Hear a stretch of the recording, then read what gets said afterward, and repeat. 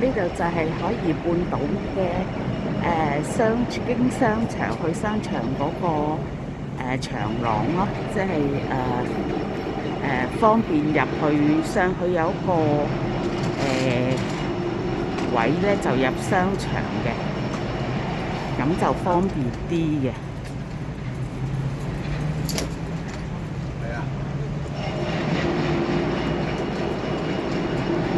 咁啊，其實講真，海怡半島咧，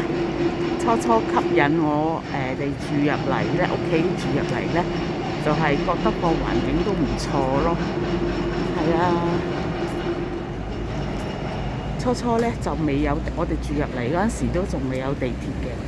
其實交通咧就唔係真係咁方便，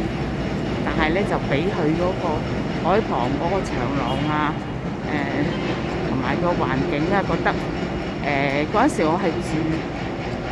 東區嘅，就變咗覺得嗰度啲空氣啊人太多啦，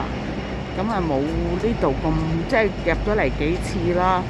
咁啊再睇下嗰個情況咯，咁啊覺得啊都幾舒適，咁啊試下租住咗先，咁然之後先至長居喺度咯，即係轉賣咁先至長住喺度咯。嗰個景色都唔錯㗎。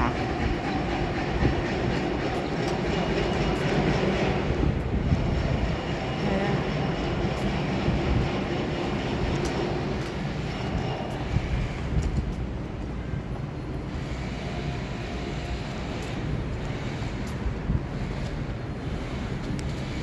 但係咧，唯一嘅問題咧，都係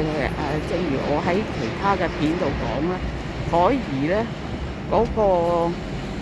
即係漏水啊，即係水管嘅問題咧，就係好都幾嚴重啊！我有陣時同啲街坊啊傾起啊，都係個個都係即係詬病呢個問題咯。即係所以早幾年咧，其實我都有諗過，可唔可以搬翻出去？但係咧，即係又睇佢第二啲地方，又覺得啊嗰個環境都係呢度好，咁啊，